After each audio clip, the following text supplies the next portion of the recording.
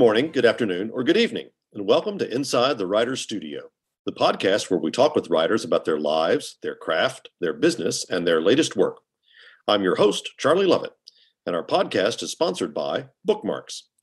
Bookmarks is a literary nonprofit whose programs include the largest annual book festival in the Carolinas. Come visit Bookmarks at our community gathering space and nonprofit independent bookstore in downtown Winston-Salem, North Carolina.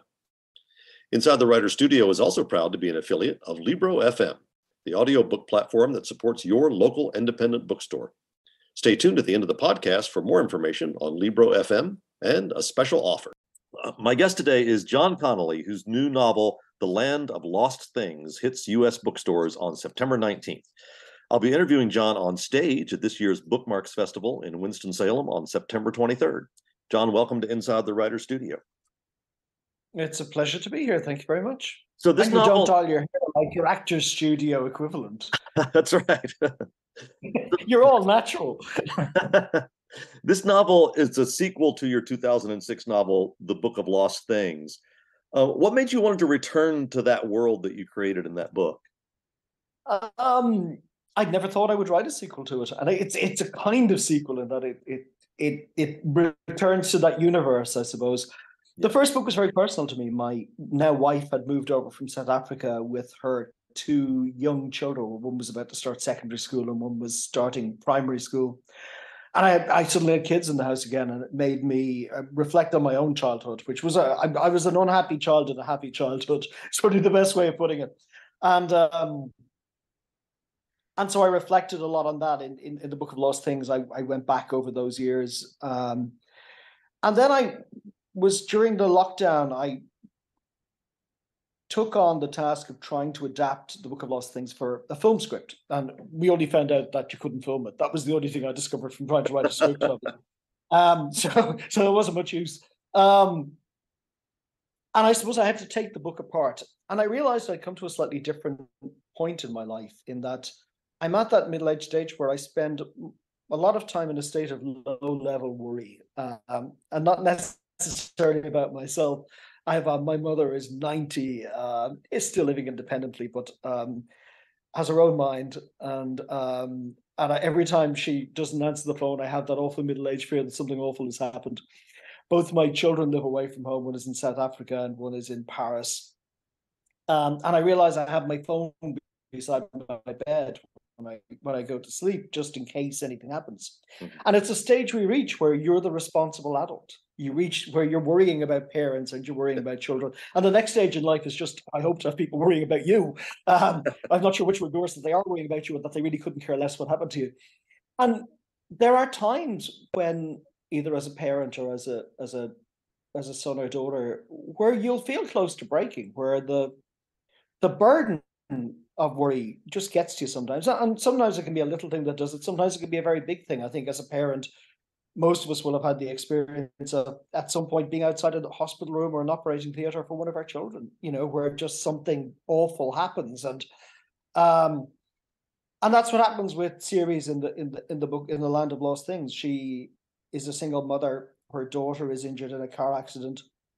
And she's at that stage where every day she's making this pilgrimage to her child's hospital bed. And she just begins to fracture under the strain of it. It just becomes debilitating. And she has an awful dark night, which I think people sometimes have, which is that you think if this was a dog, we would have put them out of their misery. We would not let them suffer like this. And she's consumed by guilt.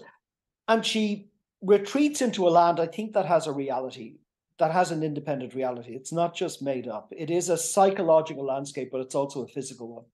And it responds to her presence, to her fears, to her concerns, but also to her childhood. She brings with her a lot. I believe that unhappy people tend to be disconnected from their childhood and reluctant to return to their past. And she brings her past into this land with her. And that includes the folklore and folk stories that her father told her as a child. Her father was an amateur folklorist. And all of those things affect it. And she begins to come to terms, I think, with her situation and the choices that she has to make.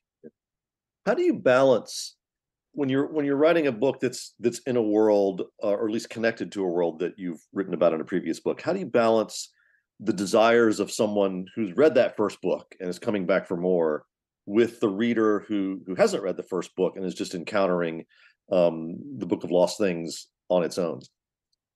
Well, it was easy enough in this case because I think at the end of the Book of Lost Things, pretty much everybody's dead. So, you know, we don't really have to catch up with too many characters. Which is what I say, it is a sequel only in a sense. Yeah. I think we're trying to return to the mood of the book rather than necessarily to replicate, or, you know, a lazy sequel replicates everything that was in the first and just gives you a version of the same thing all over again. It's a little bit harder to recreate a mood, I think. But also I was aware of something that I hadn't really thought of when I wrote the first book. When I wrote the first book, I always thought of it, it's a book for adults. It's a book that, when we reach the end of it, is very much about remembered pain and grief. We realize we're being told this story by an adult reaching the end of his life and reflecting on his childhood. What I hadn't realized, but what I probably should have, was that adolescents, particularly young adults who read it, would read it with much more immediacy, especially if they were going through the loss of a parent or the disintegration of a marriage. For them, it would not be remembered. It would not be, you know, we're not talking about regret, which is a very adult emotion. They were feeling everything immediately. And so it became a book that two different constituencies read in two completely different ways, which was lovely. And so when I came to this book, I was more aware, I think, that two different constituencies might be reading it. And so I was very conscious of not talking down to one and not talking up to the other, that the tone had to suit and match both. So that was the only real challenge. But actually, you know, I'd be lying if I said it was a difficult book to write. A bit like the Book of Lost Things itself, it tapped into something so atavistic. These fairy tales and folklore, they're so embedded in us. They're embedded in some very old, deep part of us that when you tap into them, stuff just flows out. It's like hardwiring yourself into your subconscious. It's a very odd experience, and I've only had that experience with writing those two books. You talk about the power of fairy tales, and we find out really early on in the narrative about the power that a book has in Phoebe's life. This particular book of fairy stories. Tell us a little bit about the power that books have had in your life. Well, I can remember the first book I ever read unaided. It was an Enid Blyton. Enid Blyton was probably much bigger in Ireland and England than she was in the United States. She was a huge, prolific writer. And I can remember shortly after learning to read in elementary school, trying to tackle a book by myself and phonetically reading the words, you know, trying to break down large words into smaller constituent parts. And in Ireland, we don't use the word cupboard, that English word cupboard or closet. Yeah. We call things a press. So I had never seen the word cupboard used, you know? And so for my first, I think, 10 years of my life, I thought it was pronounced cupboard. My mother thought she was with little Lord Fauntleroy. I think, Mommy, is there something in the cupboard I could get for you?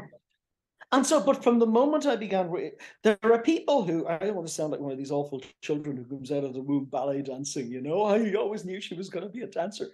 But there are people who hear music and their instinct is to learn how to play an instrument. It becomes their way of interpreting the world. There are people who look at a painting and want to paint. They pick up Crayolas or they pick up paints and they begin painting.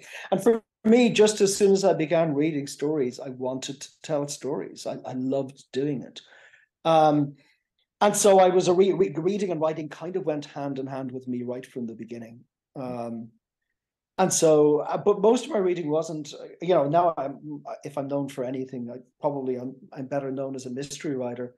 But most of my reading when I was younger was actually supernatural stories, old English ghost stories. M.R. James, in particular, for me was a huge influence on me. And I think all of those things have fed into what I write. It's why the Parker books, my mystery novels, they have an element of the supernatural to them, which was always, I think, and is still felt in some constituencies in the mystery community to be drawing outside the lines a little bit, and not in a good way. You know, that actually mystery fiction really views the supernatural as the antithesis of everything that it stands for. But for me, coming out of an Irish Catholic background, fascinated by the supernatural, by folklore, it seemed quite natural to me to blend those two elements together. And it feeds into the Book of Lost Things and the Land of Lost Things too. that fascination with folk stories, with the supernatural, they're all in there. Yeah.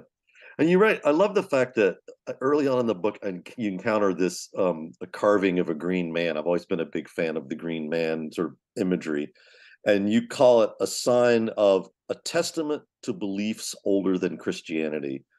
Mm. Can you talk a little bit about how the ancient beliefs of Britain shape that folklore and also shape your own writing? I like you. I find the Green Man interesting. It's a sign of pragmatism in the early Christian church, I think, where they came along to these communities and said, and talked to them about, God and Christ, and people thought, hey, this guy, he sounds lovely. He sounds like him and his two friends sound absolutely perfect, and we're quite happy to believe in them.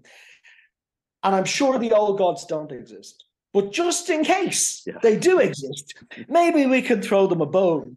And so what's really interesting about the Green Man is if you go and look at old churches, they'll be the Green Man will be in the eaves. Yeah. He will have been carved into the stonework. He'll have been painted by the workers, because even though they accepted Christianity, they weren't entirely sure that there weren't other gods too, and that maybe there was no point in offending people for the sake of offending them. And if God was all powerful, he was going to understand throwing somebody else a bone. I think that was their belief system. And so I find that fascinating, and it's some of that feeds into Ireland too, where we have this fascination with a world that runs parallel to ours, a world that runs under ours. There was a story, one of my favorite stories in an Irish newspaper. Some years ago, we were building a new highway with European money. God bless the European Union. And a story appeared that the highway had been redirected to avoid a ferry mound. Now, in Ireland, my mother would say, she grew up in Kerry and I spent my summers down there. People were very careful about what they called ferry mounds. Yeah. They were old. They were often old prehistoric constructions that had become overgrown with greenery. But you generally left them alone, and you found cattle didn't graze there. People were quite careful around them. And the guy in charge of the motorway project was most aggrieved at the suggestion that a multi-billion, euro, pound highway would be redirected about a ferry mound. And he said, actually, it was always meant to go around the ferry mound, which I thought was just, was quite brilliant. We're not idiots here. We're not going to go looking for trouble. So there is still that consistency, and it's something that is very European. I think, if you go to Iceland, for example, there's just this fascination with trolls and elves, and people kind of accept that perhaps they don't have an objective reality, but they have a reality in the way that people live and approach their lives, and in some ways I think it's wonderful. It's incredibly enriching. I always feel a bit sorry for people who don't have religion. I think religion is quite fascinating. I think it's a lovely thing to have in your life. It makes it more interesting, if nothing else. I have a special fondness. I mean, I do this in my own work a lot too, with sort of texts within texts. I include letters and documents and things like that. And you do that in this book. You have stories within the story. Sometimes the story that series is telling, sometimes the story that someone else is telling. Can you talk about the creation of those texts within texts and their relationship to the larger book? A bit like you, I've incorporated them into my crime novels as well. I was a big fan of Dickens. I think Bleak House is probably my favorite novel. But even going back to the Pickwick Papers, the Pickwick Papers uses those texts within text. Somebody tells a story, and somebody else picks up on it, and so you have these layers built into the story. And I distrust. Occasionally, an Irish writer will crop up and announce that he doesn't want to be called a storyteller. It's usually a he, to be perfectly honest. That he's uncomfortable with that, and he's something more than that. And I always think we're creatures of narrative. We're creatures who construct our days around stories. The first thing you say when you meet somebody is, "What have you been doing?" Yeah. And we're all instinctively very good at editing. We don't say, "Well, I got up this morning and I boiled an egg and it took 2 minutes," because the guy's got to wander off and they go, we leave out the dull stuff and we accentuate the interesting. It's a very natural way, I think, of dealing with the world. And so when I with a book like the Book of Lost Things and the Land of Lost Things, part of the theme of the book is losing yourself in books and stories. physically losing yourself in books and stories, but also metaphorically doing it. And so if you create these layers, you kind of have this fog of confusion in the reader. It's a story being told by a writer. Within this, there's a book. Within that book, there are people telling stories. And those people, the characters within the book, they're telling stories to each other about other characters. And the reader is kind of just, you're wandering through this maze of narrative. And I just love that. I love that sense. I love that sense of getting lost in a book. And so it was something that I wanted to explore, lost in narrative, in these lovely kind of almost like stone-like layers of narrative that you dig down through. And for me, they enrich the story. Yeah. So we talked a little bit about folklore, about ancient religions, and these sort of ancient ideas from the past in Britain. But your chapter titles also sort of delve into the past and use this kind of forgotten, or at least for most readers, I imagine, forgotten vocabulary. Tell us a little bit about creating those titles and why you wanted to sort of introduce those lost words into the text. It's a book that's in love with stories and language. And I am one of those people who, it's a poor book that I don't come out of not having learned a new word. I don't want to have simple narratives. I remember a friend of mine once reviewing a John Banville book while John Banville was in the studio with him. And my friend Mark got quite aggrieved that he had to keep reaching for a dictionary. He said, I don't want to read a novel with a dictionary beside me. And John Banville looked aghast and he said, but I thought everybody read books with dictionaries beside them. And I didn't want to go quite that far, but I'm in love with old, interesting words. And my primary degree was in English language and literature. So one of the things I had to do was Old English. I had to learn Old English, I had to deconstruct the Seafarer and the Wanderer and the Battle of Malden, which was all terribly difficult. But some of these words are just so beautiful. There's a lovely, the word spider is quite a recent word. The old Anglo-Saxon word was attercope, which means poison head.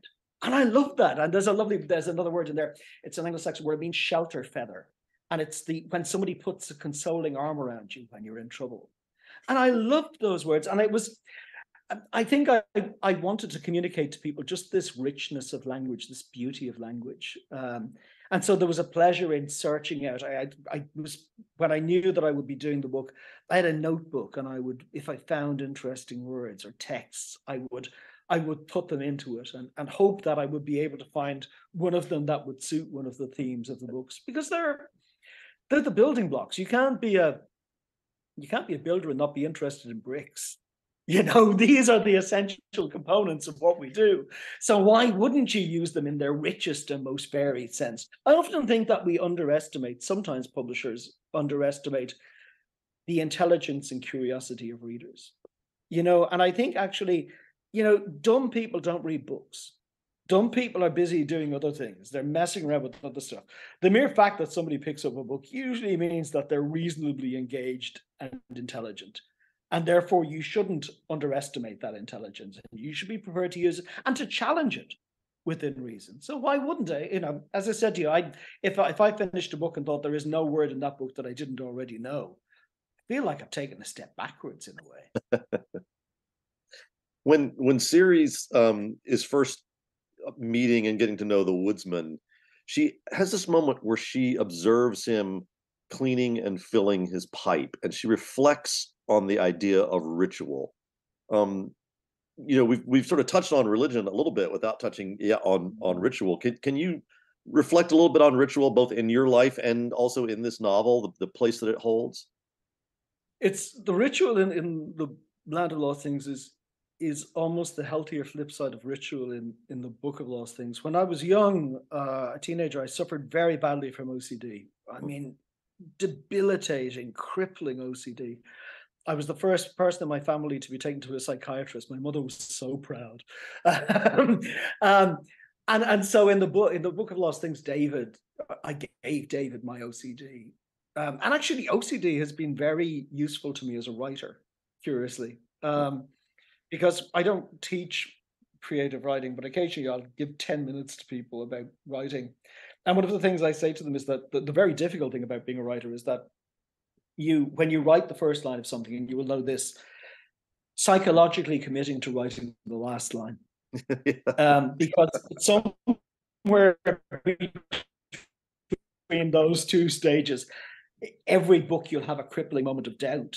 For me, every book I've written, I've wanted to throw it away after about 20,000 words. That never goes away. And yet at the same time, I have nothing unfinished in a drawer. I've never left a story unfinished. I have no unfinished novels. And part of that is that thing of that I found a way to use what had been very debilitating in adolescence in a kind of positive way as an adult. I got to twist that OCD into something. And yet at the same time, for a lot of us, there is a comfort in routines, in these little things that we do to get us through the day. You don't want to be constantly in a state of uncertainty and newness. There is. I was actually talking recently about nostalgia. I do a radio show in Ireland devoted to music from the 70s and 80s. And I kind of view it as a kind of element of public service, because I spent, when I was doing a book on film, I was dealing with the University of Southampton in England has a department devoted to nostalgia, to the study of nostalgia, which I think must be the best job ever. You know, can I have that when I retire, please? You know, can I just watch old movies? And I said, really interesting, you know, that nostalgia, people who are, they say you should take time out maybe 3 times a week for half an hour to listen to an album that you loved during your adolescence or young adulthood, or to watch a TV show that gave you comfort, or to read a book from that time. Because they're like a conduit from the past to the present. They're a conduit from a time of contentment to now. And they're like pitons in the rock face of our experience.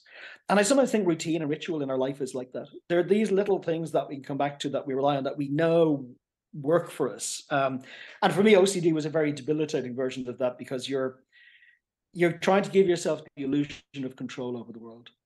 You know, and I think that's why adolescents in particular tend to suffer from it, because suddenly you realize you have this sense that you're going to be thrust into this very difficult world that you really don't know how to handle. You look at people like, how do your parents pay bills and sort out the electricity and, you know, pay that and all of these things? And how do you negotiate the complexities of adult relationships? And in a world that really doesn't have any interest in you, you know, that doesn't have any interest in your happiness or unhappiness, that is just going to go along all the way. And so OCD gives you an illusion of control. And I think there is a version of that in ritual as well. There is a sense of comfort and consolation in it. And I think if it gives, whatever gives you comfort and consolation, you know, within reason. I mean, you know, obviously you don't want to be touching farm animals inappropriately, or whatever that might be. That's probably not going to be good. But in general, I see nothing wrong with these little routines that we have in life. And it's very hard to find somebody who doesn't have them and doesn't take pleasure in them. Even if it's just me or my wife, you know, she comes down in the morning when there's nobody else up. She has a ritual for making her cup of tea. You know, and it's part of her day. You know, it's brewing for so long, it's covered, and then she'll open a book and the music will be playing, and the dogs will be around her. And these are the things that give her comfort. This is her way of easing into the day. And, you know, it's the very small things that keep us going. Yeah. You know, we're not all going to be lottery winners or buying yachts. It's those little moments that we steal during the day that are ours, that we know are coming up. They're the things that keep us sane. Yeah. We learn a little bit about Siri's father. This really struck me. I think her mother says this: he was a most infuriating man, and I loved him with all my heart. Which I love that contradiction. And then I love this later sentence. You say, "Thus can a man become a liar while holding himself honest." Can you talk a little bit about the role of paradox in this novel? Cool. These are fascinating questions. Well, it's not even, it's so much in the novel as in life. You know, being Irish Catholics, we're very good at holding, you know, completely contradictory things in our head. It's very hard to be a complete rationalist and be a Catholic. You know, you have to hold two conflicting ideas in your head about reality and unreality. And the book is fascinated by the complexity of human beings. I think by human beings with all their nuance and all of their imperfections. You know, my own father, he came from a generation that had all of the optimism knocked out of it. You know, he was born in the late 1920s, and had never known an Ireland that had prosperity.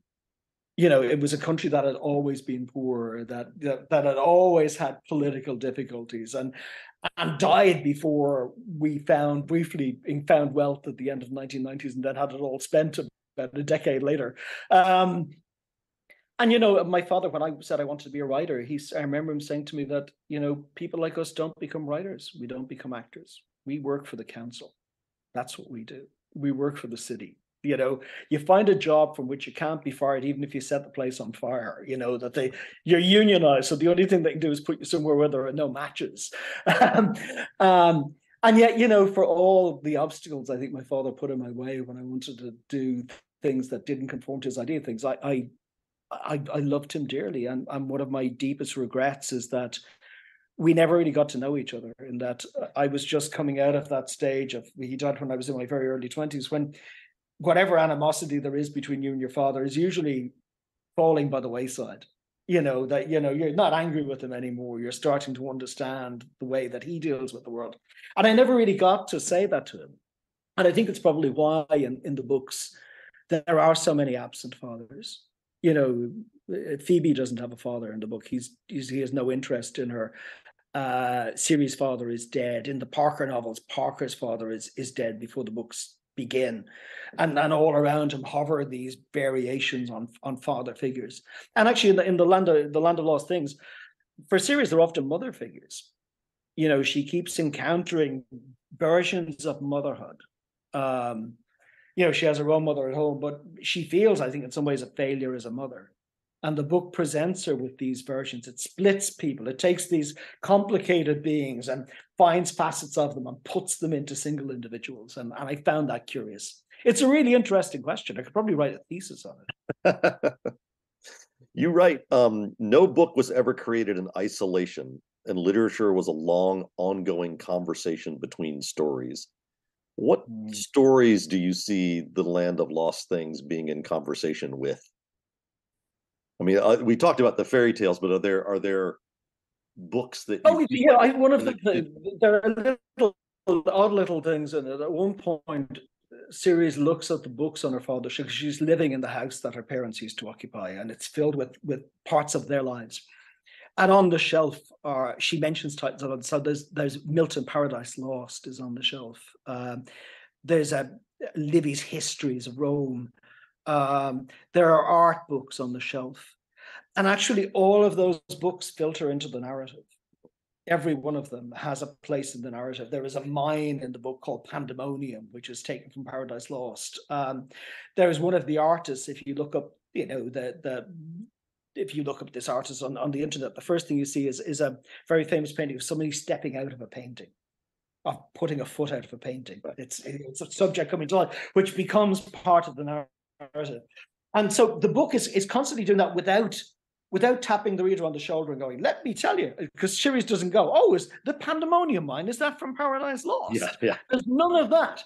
It assumes a lot of knowledge on the part of the reader, but if you don't have it, that doesn't matter. There will be things that you pick up later. I mean, I wrote a series of books for kids some years ago about a child called Samuel Johnson, and I named his dog Boswell. Now, no 10 to 12-year-old child is going to know that for most of his life, they realized Samuel Johnson had a bloke following around with a notebook going, oh, Dr. Johnson, that's very interesting. I'll write that down and put it in a book about you later. But I love the idea that maybe in their 20s or something, a kid would go, so that's where that came from. Yeah, it's like a time bomb joke that will go off much later. Yeah. And so the Land of Lost Things is full of those little references that people would, if you're a reader, you'll pick up some of them. You won't pick up all of them, but you don't have to pick up all of them. It doesn't really matter. So it is the Land, as with the Book of Lost Things, it's a product of, it's affected by the books that Phoebe had read and by the books on her father's shelves. And that's true of all of us as readers. One of the themes of both books is the idea that you are shaped by the books that you read, that books are a kind of benign infection. And we're having some of the difficulties in Ireland that you are having with people trying to ban books, which we've never, to be fair, we had a whole censorship of publications office that took great delight for many years in trying to ban books. Usually anything with any bit of sex in it, would be gone. But now we have people, very right-wing people, trying to ban books that discuss gender or sexuality. And, they're appalling people, but they understand something that the policemen who laugh alongside them don't, which is that books, the physical object of a book has a potency, and they understand that, appalling people though they are. They understand the potency lies not just in the ideas, but in how those ideas are contained and how they are communicated. The internet's a big babble. It's a whole lot of voices shouting at one time. It's a distraction machine. A book isn't. And I think what's also really interesting is that kids now, young adults who are reading, and I think book talk is quite fascinating. But a lot of them, they aren't reading on screens. Screens are for communicating with their friends. Screens are for watching videos. When they want to read a book, they understand the immersive nature of a text, and they will pick up the physical object of a book. So even though there was a time about a decade ago when, Amazon was really on an upsurge and the independent bookstores were closing down, and there were some writers, a small rump of largely American writers, who seemed to be delighting in the closure of bookstores, delighting in the closure of libraries. They became shills for ebooks. And for a while, like a lot of writers and a lot of people who love bookstores and libraries, I was fearful for the future of them.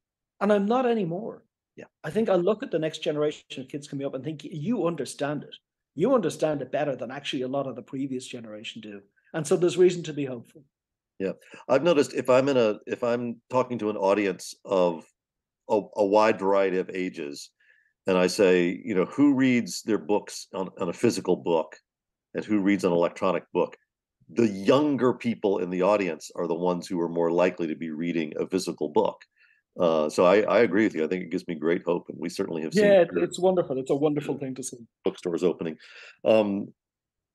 This book is so full of, I don't want to say quotes because that sort of implies that these are things that sort of float on their own and don't connect to the rest of the book, but passages that really spoke aloud to me that I had to underline and copy out.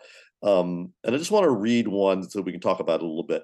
You write, "For a novel to work, it had to cast a spell on a reader. It didn't have to convince them to believe in the impossible or cease to distinguish between falsehood and veracity, but it did require them to lower their defenses, to suspend themselves between realms, even for a time, to forget one world entirely, so engrossed did they become in the other."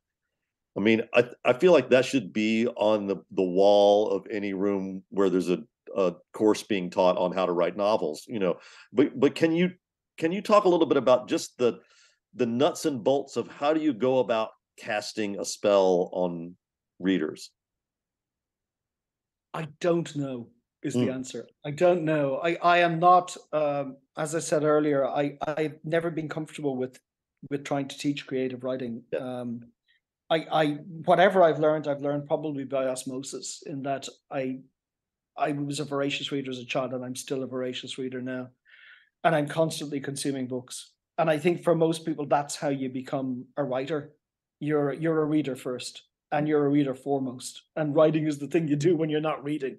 And so you can't. It's a very difficult thing to construct.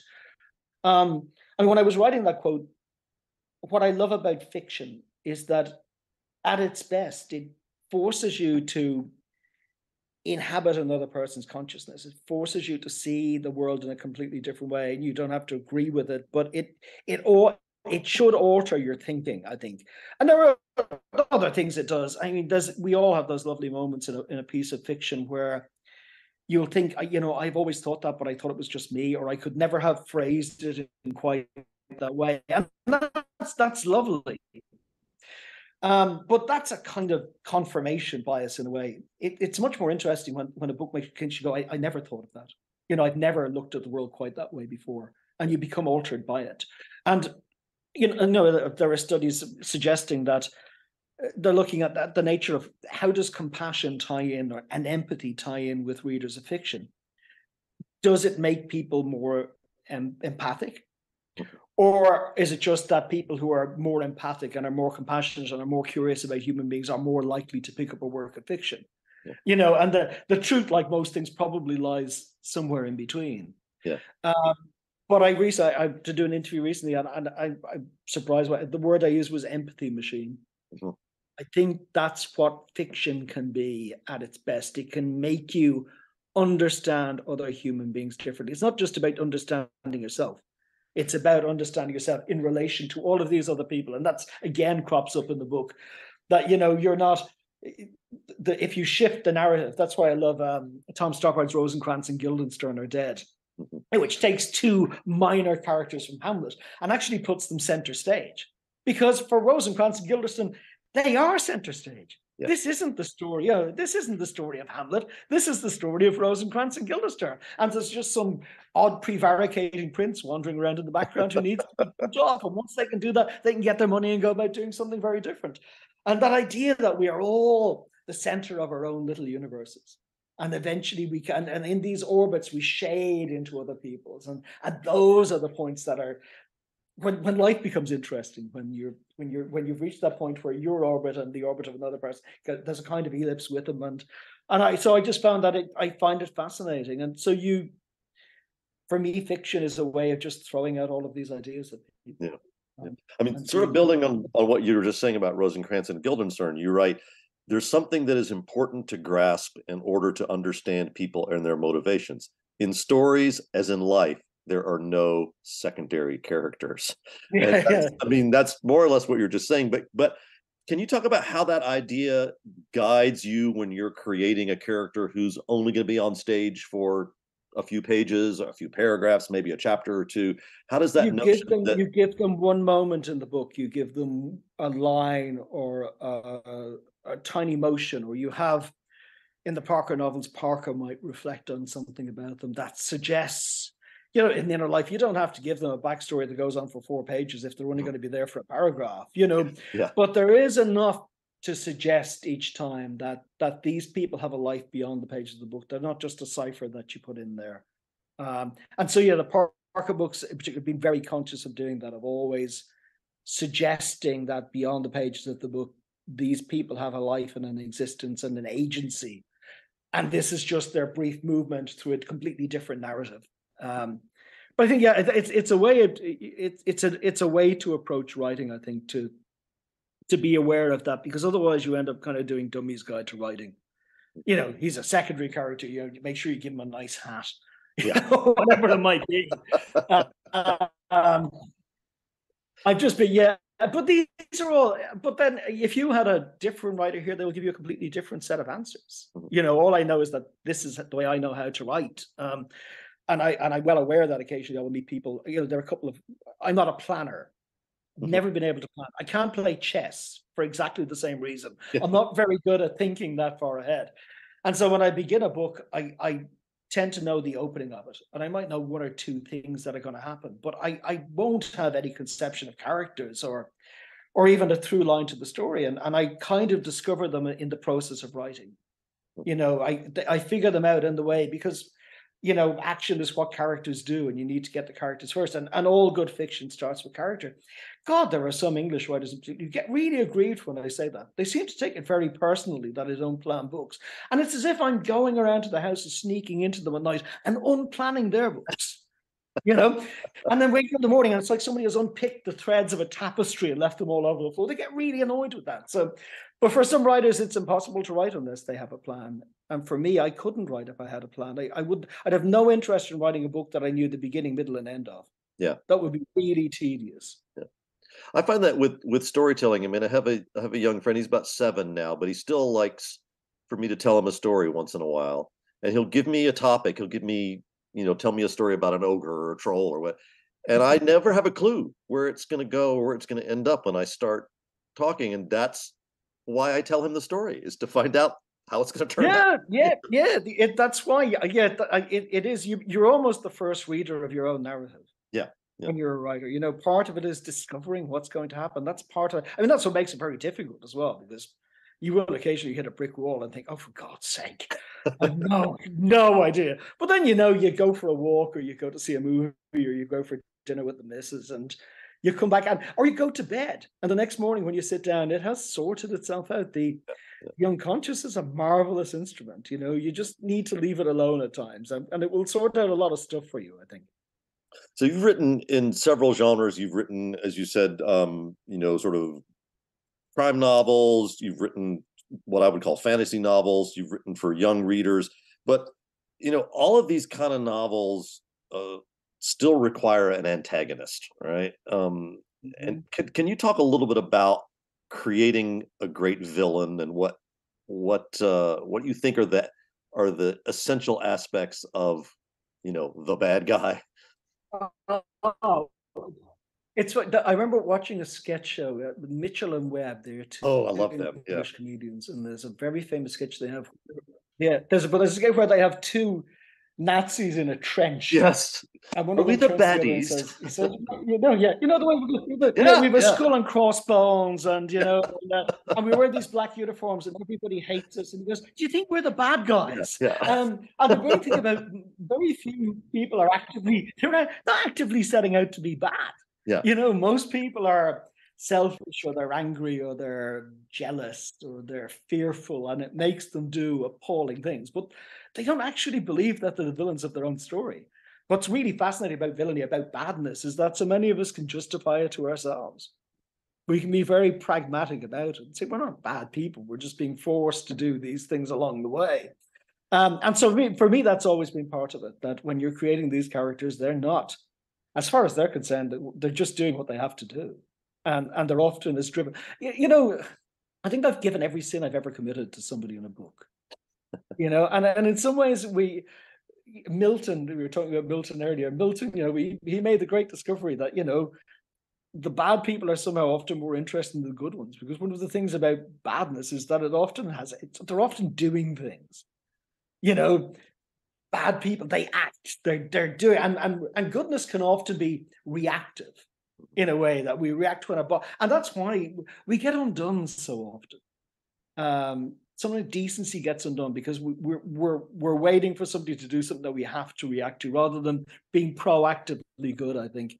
And so for me, and also that I gave Parker so many flaws, and he was so tormented that the forces that he had to face had to be so much more dreadful than he was. And also because as I said, I introduced from the beginning, I was fascinated with the idea that, yes, you have human mundane evil, but is there, at the most extreme points of human behavior, do we draw on a deeper well? Do we draw on an older, more, or something pre-human? And that was one of the questions the Parker novels asked, because that's one of the questions that I suppose Christianity asks and Catholicism asks. If there is goodness, and if there is an ideal of goodness in the universe, is there then also its opposite? And what form does that take in human enterprise? And crime novels have always been an interesting way to explore that. But even in the Book of Lost Things and the Land of Lost Things, the crooked man, for all his appallingness, is just a creature who's in love with stories, and the more dreadful the story, the more he knows it's going to impact upon the reader. Yeah. There's a little bit of the writer in him, You want people to react. You want people to get a shiver up their spine. You want them to be horrified. You want them to be appalled. You want them to be moved. And you'll manipulate them any way you can to do it. No tool is beneath you. Well, we like to end every episode of Inside the Writer's Studio with the same 10 questions. You should be able to answer each of them in just a few words, but hopefully it'll give us some insight into you and into your writing. So here we go. What word do you love to work into your writing?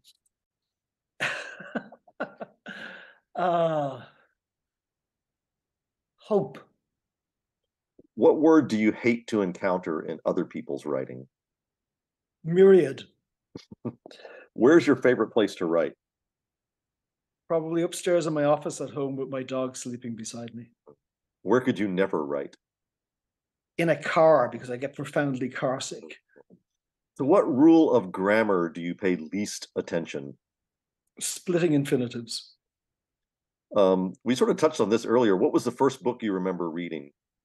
Oh, it was a Secret Seven mystery by Enid Blyton. What are you reading now? I'm reading The Human Factor by Graham Greene, which I'd never got around to. I quite like spy narratives. Yeah. What book would you like to have written? There isn't any one of them, because it would be worse if I wrote it. The books I love because someone else has written them. Yeah. All the good ones have been taken. Yeah. What sort of book would you like to write, but probably never will?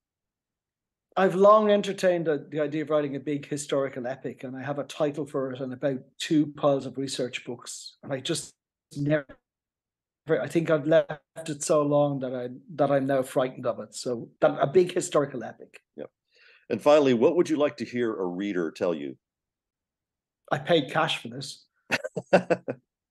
This has been Inside the Writer's Studio. I'm your host, Charlie Lovett, and my guest today has been John Connolly, whose novel The Land of Lost Things will be available September 19th, wherever books are sold, and who will be joining us on stage at the Bookmarks Festival in Winston-Salem on September 23rd.